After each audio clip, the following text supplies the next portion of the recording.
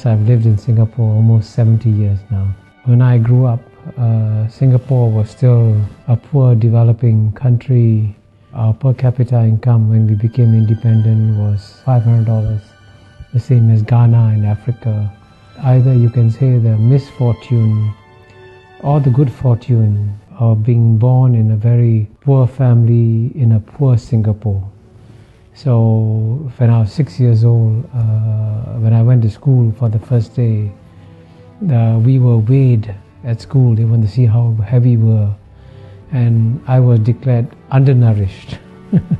So I was put in a special feeding program when I went to school, and the principal had a big pail of milk, and all the children who were underweight were asked to take one scoop of milk from the pail of milk. And our house in Singapore had no flush toilet. There was crime and riots, gangster fights in my neighborhood. So in a sense, I grew up in what you call a typical third world environment. And it's quite remarkable that in my lifetime, Singapore has gone from being a third world country to a first world country. And I have lived through this remarkable transformation. I was Dean of the Lee Kuan Yew School of Public Policy for 13 years, from 2004 to 2017. And I would give every student who came to the Lee Kuan Yew School the same lecture. I said, I'm going to share with you the secret of Singapore's success free of charge. And I to tell the students that if you implement this secret formula, your country will succeed. And I capture the secret formula with the acronym in English, MPH. The M stands for meritocracy. Meritocracy means that you select the best people to run the country.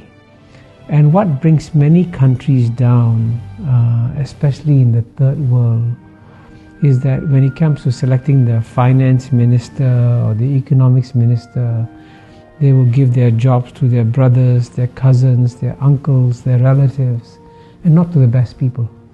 And Singapore did the exact opposite.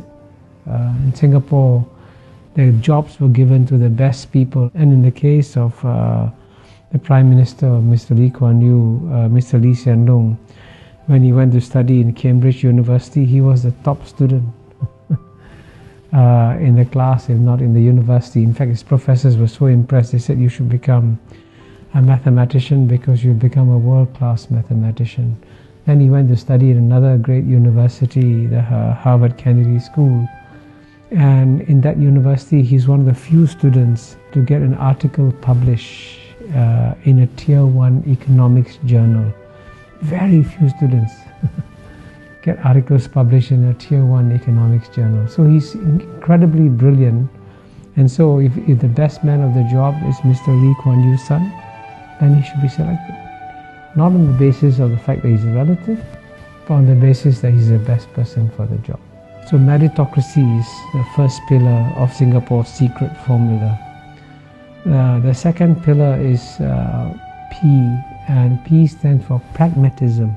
Pragmatism is an English word, and it's an English concept. But the best definition of pragmatism was given by China's leader, Mr. Deng Xiaoping, when he said it doesn't matter whether a cat is black or a cat is white. If the cat catches mice, it is a good cat. So in the same way, it doesn't matter what your ideology is. If it works, you use it. So Singapore was very pragmatic. So it would take some policies that are capitalist and some policies that are socialist, and it would mix them up. And that's what pragmatism is about. You're not bound by any ideology. But the third pillar, the H, is of course the hardest to achieve, because H stands for honesty. And indeed, what has brought most third world countries down and what has led to their failures in development has been corruption. And so Mr. Lee Kuan Yew, after he became Prime Minister, made it a point to punish not the junior people, but the very senior people. So when a deputy minister went on holiday with his friend, a businessman, when he came back, he was arrested.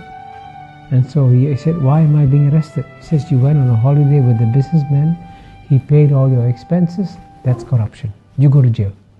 So when a deputy minister is sent to jail, then everybody says, oops, I got to be careful, I can also go to jail. So that honesty factor is one critical reason why Singapore has been exceptionally successful. So it's a combination of meritocracy, pragmatism and honesty. Then that's the formula for Singapore's success.